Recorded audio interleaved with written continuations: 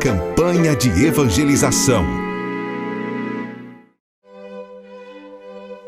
A paz do Senhor, amados, é um prazer estar aqui, fazendo parte desse comentário especial das nossas lições bíblicas, o desafio da evangelização nesse trimestre, que lembrou carinhosamente das nossas crianças com a lição número 9, a evangelização de crianças. Vamos entender por que elas foram lembradas? Sabe por quê? Elas nunca foram esquecidas por Deus. Desde o Antigo Testamento, reunião de arrependimento, na Páscoa, nos mandamentos, elas estavam sendo lembradas. Eu estou aqui para provar a você que o evangelismo infantil é relevantíssimo para as nossas igrejas. E nós estamos aqui para dizer que o coração de uma criança é de quem chegar primeiro. Quem chegar primeiro leva. Essa frase eu recebi do Senhor lá na África, quando vi uma criança morrendo aos meus pés de fome. E Deus me disse, quem chegar primeiro leva, Jô. Se o traficante chegar, vai ser drogado. Se o pedófilo chegar, vai ser marcado para o resto da vida. Mas se Jesus chegar, vai ser pastor, vai ser obreiro, vai ser missionário, vai ser levita, vai ser profeta, vai ser adorador. Então, é relevante a evangelização de crianças. Mateus 18:14 diz que é da vontade do Pai que está no céu, que todas sejam alcançadas pela salvação, que todas sejam salvas. Nos versículos anteriores diz, ai de quem escandalizar um desses pequeninos que crerem em mim. Criança não é só futuro de igreja, criança é presente. Se você quiser jovens cheios do Espírito Santo, evangelize agora na infância, evangelize agora. Se quiser homens com caráter de Cristo, alcance as nossas crianças agora. Aquele que receber um pequenino como este, a mim recebe, e não somente a mim, mas aquele que me enviou. Eu vou continuar com inúmeros professores, colegas de ministério, defensores da salvação das nossas crianças. Vamos continuar recebendo Jesus, porque estamos recebendo as nossas crianças. Deus abençoe todos os evangelistas de crianças. O coração de uma criança é de quem chegar primeiro. Acesse www.editoracpad.com.br/evangelização, uma campanha CGADB e CPAD.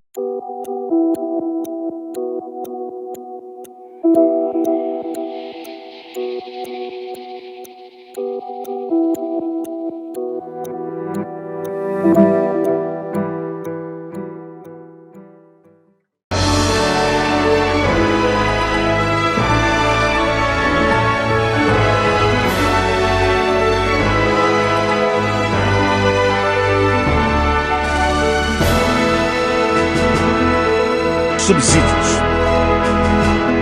Lições Bíblicas Jovens. Lição 9. O sinal do Emanuel.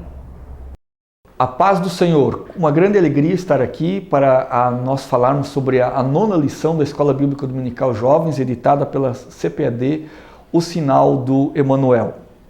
Na última lição, a lição de número 8, nós vimos sobre as primeiras profecias messiânicas. E aqui nós vamos trabalhar um conceito mais específico de Isaías, que é falar exatamente sobre o Emanuel. A palavra Emanuel vem da junção de duas palavras hebraicas, El, que significa Deus, e Manu, que significa conosco. Então, numa tradução mais literal, nós poderíamos dizer que Emanuel significa Deus conosco está. Então esse é o conceito que Isaías quer passar quando ele fala do Emanuel. E no mínimo 3 vezes ele fala nesse bloco de profecias que ele está falando sobre o Messias, ele faz a referência ao Emanuel.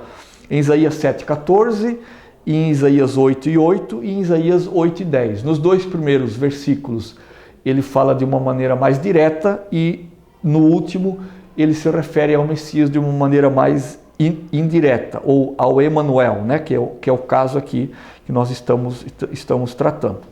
E em se tratando do contexto imediato da profecia messiânica, que é o tópico número 1 da nossa lição, nós vamos ter um evento histórico muito importante, que é uma iminência de invasão que o reino de Judá estaria tendo, de uma aliança entre o reino do norte e o reinado da Síria. Portanto, o rei Acaz, ele vai procurar socorro com o rei da Assíria. Ao invés de ele procurar socorro em Deus, em ele esperar que Deus poderia lhe trazer o socorro, ele prefere buscar este socorro através do rei da Assíria, contra esta aliança sírio-israelita, né? E é justamente isso a grande questão falha de Acaz neste episódio, que ao invés de ele confiar em Deus, ele vai então buscar a ajuda da Assíria. E Isaías, ele intervém nessa decisão de Acaz, procurando dissuadi-lo a ele não fechar esse, digamos, acordo bélico com o reinado da Síria, porque isso não terminaria bem. Porque a partir desse acordo bélico com a Assíria, o reino de Judá se tornaria vassalo do reino da Síria, o que causaria vários problemas para Israel e para Acaz, e também faria com que o rei Acaz tivesse que pagar uma pesada carga de tributos para o rei da Assíria. E é nisto então que Isaías intervém, advertindo o rei Acaz de que ele não deveria fazer esta aliança com o rei da Assíria e deveria confiar em Deus. Por isso que Isaías lhe lança o desafio para que ele peça algum sinal para Deus. E Acaz, covardemente e vergonhosamente, ele diz que não vai tentar o Senhor Deus. Veja que ele até aparenta uma certa piedade aqui, mas na verdade é uma piedade falsa, porque se fosse uma piedade verdadeira, ele estaria confiando no Senhor e não buscaria a sua aliança com o reinado, com o reino da Assíria. Então veja, aqui o professor pode fazer uma aplicação prática com os alunos e mostrar para os alunos que nem tudo aquilo que a gente fala ou que a gente ouve alguém falando é sinal de piedade. A piedade ou o de fato servir a Deus tem a ver com uma confiança irrestrita na capacidade e no poder de Deus prover todas as necessidades que nós temos. Então, nem sempre a aparência de piedade tem a ver com uma espiritualidade sadia. É preciso olhar para as intenções do coração. Isaías, ele conseguiu enxergar quais eram as intenções reais do rei Acaz e por isso então ele aconselha ao rei Acaz a não fazer aliança com a Assíria e pedir um sinal da parte de Deus, comprovando assim que Deus no momento certo traria o socorro para o reino de Judá, que estava sob esta ameaça síria-israelita. E na negação de Acaz de pedir um sinal para Deus, Isaías mesmo propõe um sinal. E o sinal que Isaías propõe é que a virgem conceberia e traria à luz um filho. Esta palavra virgem, Alma ou Almã em hebraico, tanto pode significar uma virgem, uma moça, uma jovem, uma mulher recém-casada, mas nesse caso aqui provavelmente se refere à juventude de uma mulher que estaria para dar à luz um filho. E no contexto imediato dessa profecia, alguns autores dizem que tanto a mulher de Acaz poderia estar grávida e nesse caso ela estaria esperando o rei Ezequias, como também a própria esposa do profeta poderia estar grávida e esperando um filho. Ou ainda uma outra pessoa nobre da sociedade. Quando essa criança nascesse, seria o sinal de que Deus teria poder suficiente para libertar o povo de Judá desta opressão bélica que o reinado do norte, Israel e a Síria, estavam exercendo sobre eles. Portanto, eles não precisavam buscar socorro da Assíria. E a resposta, a negativa do rei Acaz de pedir um sinal, mostra de maneira muito clara que ele não estava caminhando em fé. Mas Isaías lhe dá uma resposta de fé e diz: olha, Acaz, vai acontecer de uma jovem mulher ter um filho, e quando esse filho nascer, é sinal de que Deus vai trazer resposta para o povo. E um contexto remoto do cumprimento dessa profecia de Isaías se dá justamente no nascimento de Jesus, nascido de uma virgem, Maria, lá na Galileia, em que então sim estaria se cumprindo a totalidade desta profecia de Isaías na pessoa de Jesus Cristo.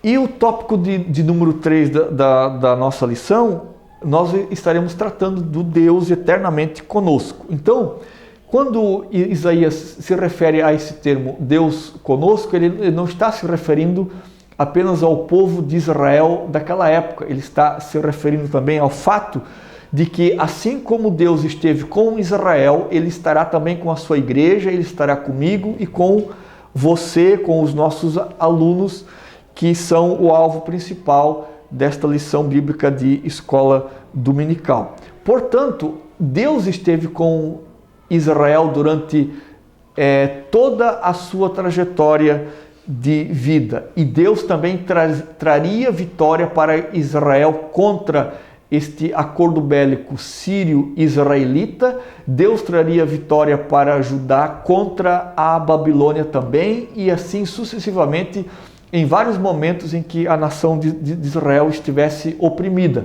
Isaías estava querendo dizer que Deus sempre estaria com o seu povo, Deus nunca abandonaria o seu povo, e a prova disso é que uma jovem mulher conceberia e teria um filho.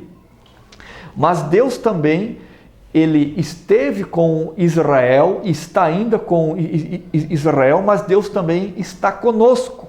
Ele, conforme está dito lá em João capítulo 1, versículo 14, o verbo se fez carne e habitou, tabernaculou entre nós, e nós vimos a sua glória como a glória do unigênito do Pai, cheio de graça e de verdade. Aqui o apóstolo João usa um verbo chamado habitar, e esse verbo habitar, ele tem o mesmo sentido que Isaías quis dar para a sua profecia quando ele disse, referindo-se ao Emanuel.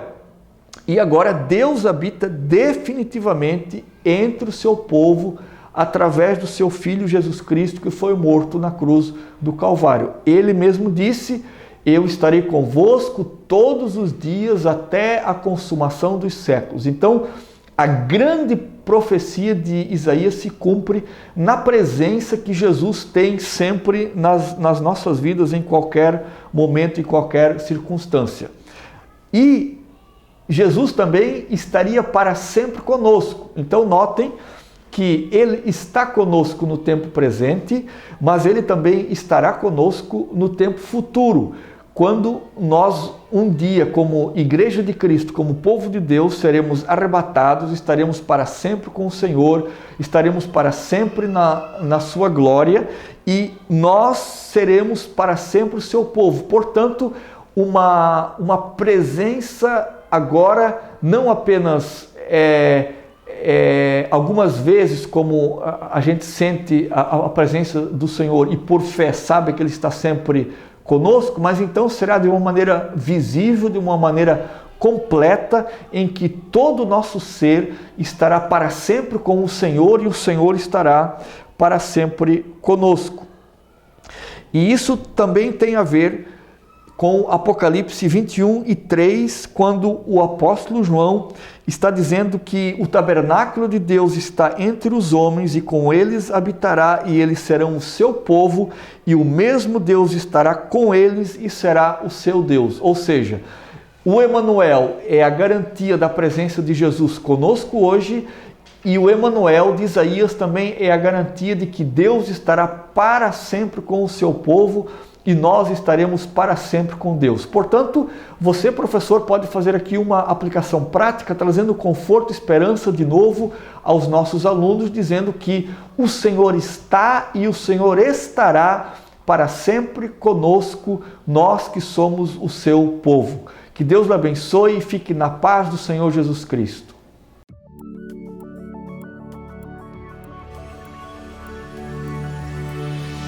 CPAD, a editora da Escola Dominical.